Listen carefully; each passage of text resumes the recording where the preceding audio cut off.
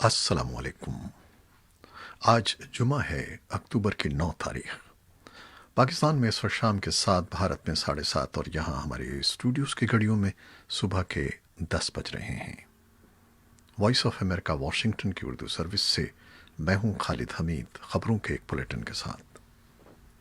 امریکہ کے صدر Donald Trump کی جانب سے رواں برس کرسمس تک افغانستان سے مکمل فوجی انخلاء کے بیان پر پینٹاگون نے خاموشی اختیار کر رکھی ہے۔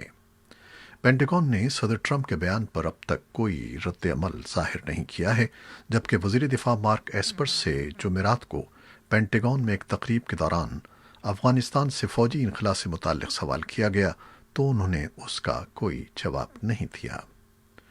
Joint chief chairman general mark ملے، امریکی سینٹرل کمانڈ اور مارک ایسپر کے ترجمان نے صدر ٹرمپ کے بیان پر تبصرہ کرنے سے معذرت کی ہے اور وائس آف امریکہ سے کہا ہے کہ اس حوالے سے وائٹ ہاؤس سے رابطہ کیا جائے۔ ایک فوجی عہدیدار نے نام ظاہر نہ کرنے کی شرط پر وائس آف امریکہ کو بتایا ہے کہ صدر ٹرمپ کی ٹویٹ محض ابتدائی لفظ ہے، تاہم ہر کوئی افغانستان سے فوجی انخلاء کو تیز ہوتے دیکھ رہا ہے۔ فوجی عہدیدار نے مزید بتایا کہ صدر ٹرمپ کا آفس افغانستان سے فوجی انخلاء سے متعلق پینٹاگون کی پالیسی ٹیم کی ہدایات کا منتظر ہے تاکہ مزید گائیڈ لائنز فراہم کی جا سکیں۔ صدر ٹرمپ نے جمعرات کی الصبح اپنے ایک ٹویٹ میں کہا تھا کہ افغانستان میں خدمات انجام دینے والے اپنے بہادر فوجیوں کو کرسمس تک ہمیں واپس گھر بلا لینا چاہیے۔ افغان مفاہمت کے لیے امریکی سفیر زلمے خلیلزاد اور نیٹو امدادی مشن کے commander general Aston Scott Miller نے 8 اکتوبر کو اسلام آباد کا دورہ کیا۔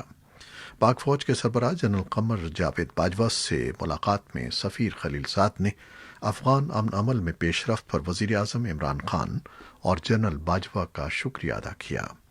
انہوں نے اور جنرل باجوہ نے اتفاق کیا کہ بین الافغان مذاکرات افغانستان اور خطے میں امن کے لیے ایک تاریخی موقع فراہم کر رہے ہیں۔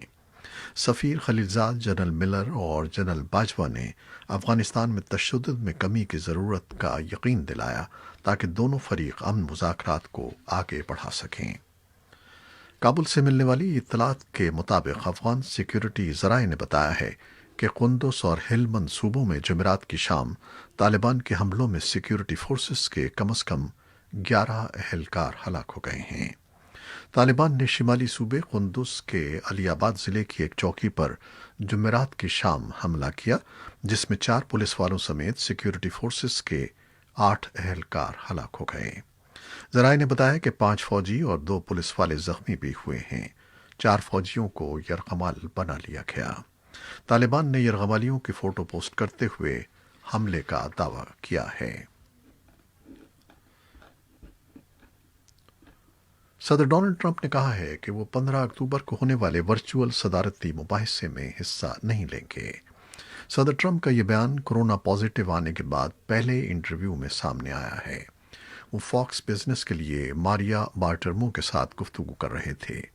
اس سے کچھ دیر ہی قبل کمیشن آن پریزیڈنشل ڈیبیٹس نے 15 اکتوبر کے مباحثے کے بارے میں اعلان کیا تھا کہ صدارتی امیدواروں کے درمیان دوسرا مباحثہ ورچوئل یعنی آن لائن ہوگا۔ کمیشن نے جمعرات کے روز اعلان کیا تھا کہ 15 اکتوبر کو ہونے والا مباحثہ ٹاؤن ہال میٹنگ کی طرز پر ہوگا، جس میں صدارتی امیدوار ہال میں آئے بغیر دور دراز مقامات سے اس میں حصہ لیں گے۔ میڈیا ہاؤس سی اسپین کے اسٹیو ساکلی ابھی بھی میامی سے اس مباحثے کی میزبانی کے لیے تیار ہیں۔ اپنے انٹرویو میں صدر ٹرمپ اس بارے میں جمعرات کو اپنے بیان میں کہہ رہے تھے کہ وہ ورچوئل مباحثے میں حصہ نہیں لیں گے۔ صدر ٹرمپ نے مارننگ ود ماریا میں کہا کہ کمیشن نے مباحثے کا اسٹائل تبدیل کیا ہے جو قابل قبول نہیں ہے۔ دوسری طرف جمعرات کے روز ریاست ڈیلاویئر میں صحافیوں سے گفتگو میں ڈیموکریٹ صدارتی امیدوار جو بائیڈن نے صدر ٹرمپ کے دعوے پر یہ کہتے ہوئے رد عمل دیا کہ ہم نہیں جانتے کہ صدر صاحب کیا کرنے جا رہے ہیں، اس لیے اس موقع پر میری طرف سے کوئی بات کرنا غیر ذمہ دارانہ ہوگا۔ بائیڈن کا کہنا تھا کہ وہ کمیشن کی سفارشات پر عمل کریں گے۔ بائیڈن کی صدارتی مہم نے جمعرات کو ضوابط کی تبدیلی کو بظاہر تسلیم کر لیا ہے۔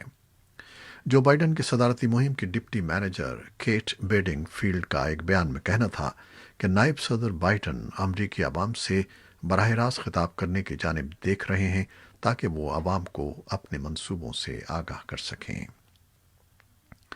ایف بی آئی کا کہنا ہے کہ اس نے وسط مغربی ریاست مشیگن کی حکومت کو ختم کرنے اور اس کی گورنر وٹمر کو برطرف کرنے کے ایک منصوبے کو ناکام بنا دیا ہے۔ یہ منصوبہ 3 نومبر کو ہونے والے انتخابات سے پہلے پایہ تکمیل تک پہنچایا جانا تھا۔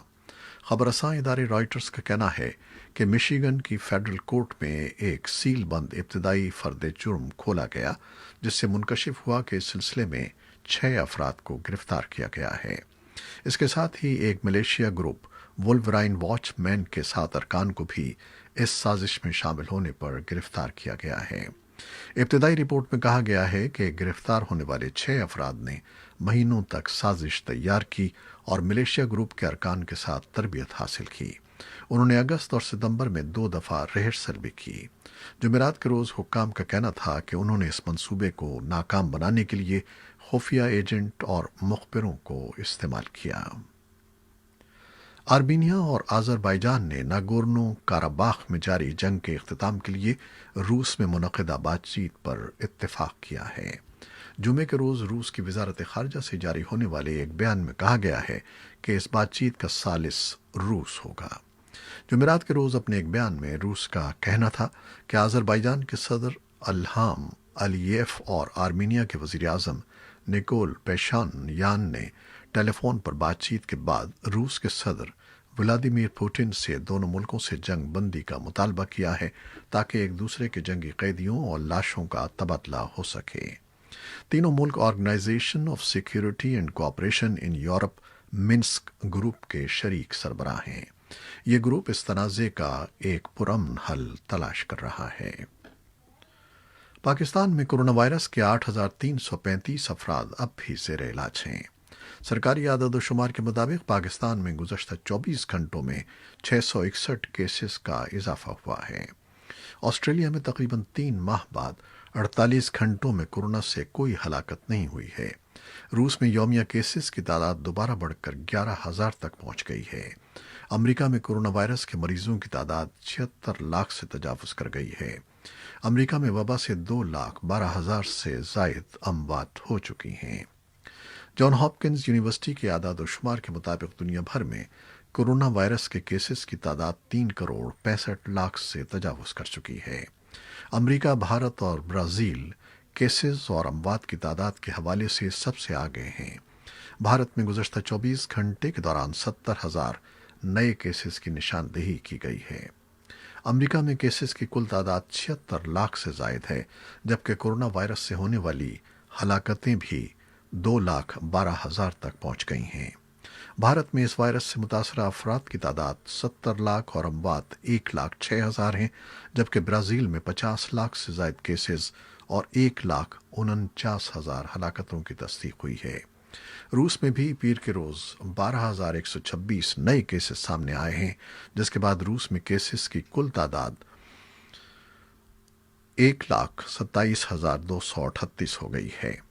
واشنگٹن ڈی سی، میری لینڈ اور ورجینیا کے صحت کے محکموں نے ان افراد کو خط لکھے ہیں جنہوں نے گزشتہ 2 ہفتے کے دوران وائٹ ہاؤس میں فرائض انجام دیے ہیں اور جو وائٹ ہاؤس کے روز گارڈن میں سپریم کورٹ کے جج کے طور پر کونی بیرٹ کی نامزدگی کی تقریب میں شریک ہوئے تھے۔ خط میں ان افراد کو کہا گیا ہے کہ وہ مقامی محکمہ صحت سے فوری رابطہ کریں اور انہیں ممکنہ طور پر کوارنٹائن کا سامنا کرنا پڑ سکتا ہے۔ وائٹ ہاؤس میں کووڈ-19 کے متعدد کیسز سامنے آئے ہیں، جن میں دیگر افراد کے علاوہ خود صدر ٹرمپ، کئی اراکین کانگریس اور نوٹر ڈیم یونیورسٹی کے صدر شامل ہیں۔ تصاویر اور کونی بیرٹ کی نامزدگی کی تقریب میں دیکھا گیا ہے کہ بہت سے شرکاء ماسک پہنے بغیر کرسیوں پر ایک دوسرے کے قریب بیٹھے ہوئے ہیں۔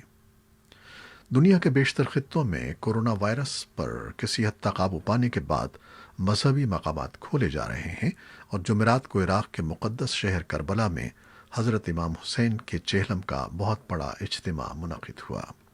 گزشتہ ہفتے سعودی عرب نے بھی احتیاطی ضابطوں کے ساتھ مسلمانوں کے مقدس ترین مقامات خانہ کعبہ اور مسجد نبوی کو کھولنے کا اعلان کیا تھا۔ کورونا وائرس نے عراق کو بھی متاثر کیا ہے اور اب تک لگ بھگ 4 لاکھ افراد اس مرض میں مبتلا ہو چکے ہیں اور 10,000 کے قریب اموات ہو چکی ہیں، جبکہ روزانہ تقریباً 5,000 کے قریب نئے افراد اس عالمی وبا میں مبتلا ہو رہے ہیں۔ گزشتہ ماہ محرم الحرام میں یوم عاشور کے لیے عراق کی حکومت نے غیر ملکیوں اور دیگر شہر کے باسیوں پر کربلا میں داخلے پر پابندی عائد کی تھی۔ اطلاعات کے مطابق پاکستان میں وفاق اور صوبائی حکومت سندھ کے درمیان سندھ میں بنڈو اور بنڈل جزیروں کی ملکیت پر نیا تنازعہ شروع ہو گیا ہے۔ صوبائی حکومت کا موقف ہے کہ سندھ کے جزائر صوبائی حکومت کی ملکیت ہیں۔ وفاقی حکومت کا جزائر پر ملکیت کا دعویٰ اور آرڈیننس کا اجرا غیر قانونی ہے، جبکہ وفاق نے صوبائی حکومت پر سیاسی کھیل کھیلنے کا الزام عائد کر دیا ہے۔ اس معاملے میں سندھ ہائی کورٹ میں درخواست دائر ہونے کے بعد وفاق اور سندھ حکومت کو نوٹسز بھی جاری کر دیے گئے ہیں۔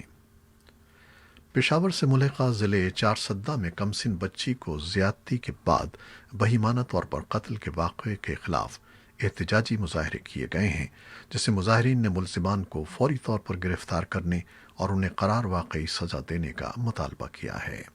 پولیس نے مقتول بچی کے قریبی رشتہ داروں سمیت 15 افراد کو حراست میں لے کر تفتیش شروع کر دی ہے۔ بتایا جاتا ہے کہ امریکہ کے شہر نیو یارک میں واقع پاکستان کی قومی airline Pakistan international airline کے ملکیتی روزویلٹ ہوٹل کو 31 اکتوبر سے مستقل طور پر بند کیا جا رہا ہے۔ ہوٹل انتظامیہ نے اس حوالے سے باضابطہ طور پر ایک اعلامیہ جاری کیا ہے، جس میں ہوٹل کی بندش کی وجہ کورونا کی وبا سے پیدا شدہ مالی صورتحال کو قرار دیا گیا ہے۔ ہوٹل کی ویب سائٹ پر 31 اکتوبر سے تمام کمروں کی بکنگ کے لیے تاریخوں کے خانوں پر کراس کا نشان ڈال دیا گیا ہے۔ ہوٹل انتظامیہ کے جاری کردہ اعلامیہ کے مطابق گزشتہ ایک صدی سے مہمانوں کو خوش آمدید کہنے والے اس ہوٹل کے دروازے 31 اکتوبر سے مہمانوں کے لیے مستقل بند ہو جائیں گے۔ روزویلٹ ہوٹل کی ویب سائٹ کے مطابق پی آئی اے نے یہ ہوٹل 1979 میں لیز پر حاصل کیا تھا اور 1999 میں 3 کروڑ 65 لاکھ ڈالر کے عوض خرید لیا تھا۔ اس وقت اس ہوٹل کی مالیت اربوں ڈالر بتائی جاتی ہے۔ پی آئی اے کے خراب مالی حالات کے باعث اسے فروخت کرنے کی بازگشت کئی بار سنی گئی، لیکن حال ہی میں پاکستان کی پارلیمنٹ نے فیصلہ کیا کہ اسے فروخت کرنے کے بجائے پرائیویٹ اداروں کے اشتراک سے چلایا جائے۔ کورونا کی حالیہ وبا کے باعث نیو یارک شہر میں سیاحت اور ہوٹل کی صنعت کو زبردست نقصان پہنچا ہے۔ نیو یارک ٹائمز کی ایک رپورٹ کے مطابق وبا کے باعث شہر میں واقع بہت سے بڑے ہوٹل بند ہو چکے ہیں اور دیگر مزید بند ہونے کو ہیں۔ سن 2020 کا نوبیل امن انعام عالمی ادارہ خوراک ورلڈ فوڈ پروگرام کو دنیا میں بھوک کے خطرے کا مقابلہ کرنے کی کوششوں پر دیا گیا ہے۔